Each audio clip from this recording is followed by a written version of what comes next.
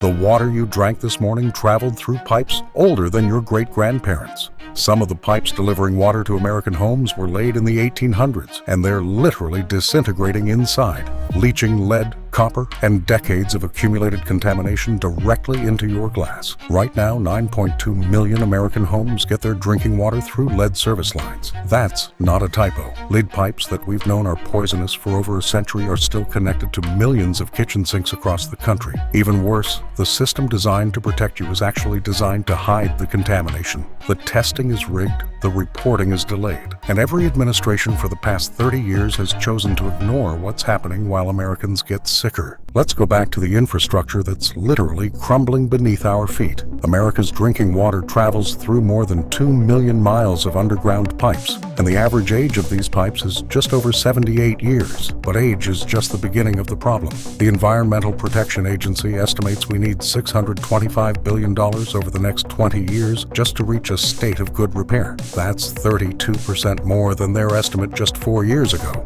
meaning the crisis is accelerating. Florida leads the nation with 1.16 million lead service lines still in use. Illinois has 1.05 million known lead service lines, with estimates suggesting the true number could be as high as 1.4 million when unknown lines are properly classified. These pipes are carrying lead-contaminated water to families every single day. The EPA has clearly stated there is no known safe level of lead in a child's blood. Zero. Yet millions of American children are drinking lead-contaminated water from their kitchen taps. But the contamination isn't limited to lead. At least 45% of American tap water contains PFAS, the forever chemicals that don't break down in the environment or in your body. These chemicals have been linked to cancer, liver damage, and immune system problems. The U.S. Geological Survey tested water directly from people's kitchen sinks and found that urban areas have a 75% chance of PFAS contamination. To understand how bad this has gotten, look at Jackson, Mississippi. In August 2022, the city's primary water treatment plant failed, leaving 160,000 people without safe drinking water. But this wasn't a sudden disaster. It was the predictable result of decades of neglect. Jackson's water system still relies on more than 112 miles of unlined cast iron pipes, many over a century old. The distribution system has been degrading since 1997, and repair crews fix 5 or 6 water main breaks every single day. The city has issued more than 750 boil water notices since 2016.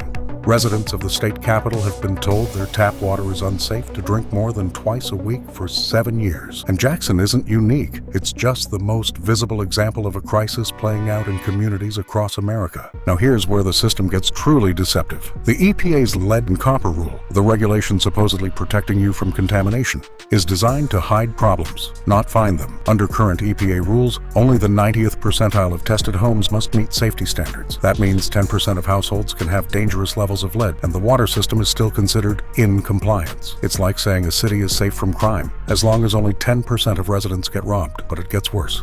A public water system serving 100,000 people is only required to collect 100 water samples. That's testing 0.1% of households and calling it representative. Systems serving fewer than 50,000 people can qualify for reduced monitoring, meaning they only test once every 3 years. Small systems serving 3,300 people or fewer can get waivers to test once every 9 years. Lead levels can change overnight if source water or treatment methods change, but some communities are testing less frequently than they change their smoke detector batteries. And when utilities do test, the system encourages cheating. Several municipalities have been caught instructing residents to pre-flush their taps for 5 minutes before collecting samples, which completely defeats the purpose, since the whole point is to test water that's been sitting in pipes. Other utilities tell residents to wait until water runs cold before testing, which has the same effect of clearing out stagnant, contaminated water. State agencies can invalidate high lead samples for a variety of reasons, and municipalities have been caught simply discarding results that exceed safety limits. The Guardian documented utilities in Chicago, Boston, and Philadelphia manipulating their testing to hide contamination. Meanwhile, the EPA isn't testing for many of the most dangerous contaminants at all. There are more than 12,000 different types of PFAS, forever chemicals, but the USGS study only tested for 32. Most utilities aren't required to test for PFAS at all,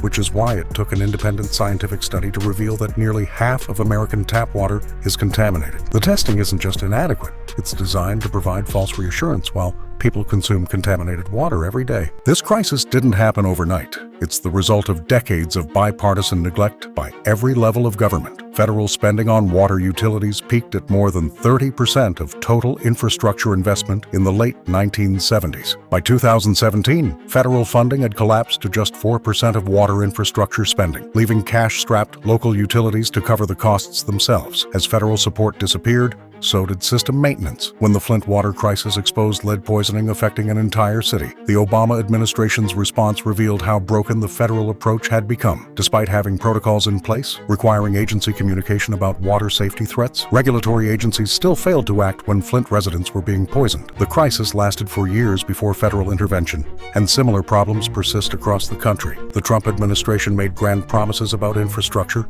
but delivered little for drinking water systems. While signing executive orders about modernizing America's water resource management, his budgets consistently proposed cuts to EPA funding and enforcement. The few water infrastructure projects that moved forward focused on dams and flood control, not the drinking water pipes serving American homes. Jackson, Mississippi's timeline tells the story of this federal abandonment. The city has been under a federal consent decree since 2012 for Clean Water Act violations. In 2021, Mayor Chokwe Lumumba requested $47 million for urgent repairs, but federal funding sat unused due to state legislative obstacles. When the system finally collapsed in 2022, leaving 160,000 people without water, it took a federal emergency declaration to get action. The pattern repeats across the country. Decades of deferred maintenance, federal funding that never materializes, and crisis intervention only after communities have already been poisoned. While politicians from both parties promise infrastructure investment, the drinking water serving American families continues to deteriorate. And under the current administration, the crisis is getting worse. As we've seen with other regulatory agencies, budget cuts and staff reductions are weakening the already limited oversight of water systems. The expertise needed to address contamination is being eliminated just as the infrastructure crisis reaches its breaking point. The scale of this crisis demands action on multiple levels, but there are things you can do to protect yourself while we fight for systemic change. First, understand your risk. If your home was built before 1986, you likely have lead plumbing. Contact your water utility and demand to see recent test results. Not the sanitized annual report, but the actual sampling data. Many cities offer free lead testing programs. If yours doesn't, you can pay for laboratory testing yourself. For immediate protection, let your tap run for 2 minutes before drinking if the water has been sitting for more than 6 hours. Install a filter certified to remove lead, copper, and PFAS, but make sure it's properly certified, as many filters don't remove the contaminants they claim to. But individual action isn't enough. This requires systemic change. We need federal legislation requiring utilities to actually test representative portions of their customer base, not tiny sample sizes designed to hide problems. We need mandatory replacement of all lead service lines with realistic timelines and federal funding to make it happen. Most importantly, we need to treat clean drinking water as a human right, not a luxury that depends on your zip code's tax base. The technology exists to provide safe water to every American. What's missing is the political will to invest in infrastructure that doesn't generate campaign photo opportunities. Your tap water should be the safest thing you consume all day. Instead, it might be one of the most dangerous. Victorian-era pipes delivering modern contamination, a testing system designed to hide problems, and decades of political neglect have created a crisis that's affecting millions of Americans every day. The water coming out of your kitchen faucet right now might contain lead that will damage your children's developing brains, forever chemicals that will accumulate in your body for decades, or bacteria from pipes that are literally falling apart underground. This isn't a problem we can solve by buying bottled water or hoping someone else will fix it. It requires every American to understand how broken this system is and demand that fixing it becomes a national priority. Test your water.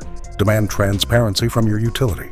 Vote for representatives who treat infrastructure as essential, not optional. Because in America in 2025, clean drinking water shouldn't be a luxury. It should be guaranteed. What's the water quality like in your area? Have you tested your tap water? Let me know in the comments. And if this investigation opened your eyes to problems that affect everyone but get little attention, make sure to subscribe for more deep dives into the systems that shape our daily lives.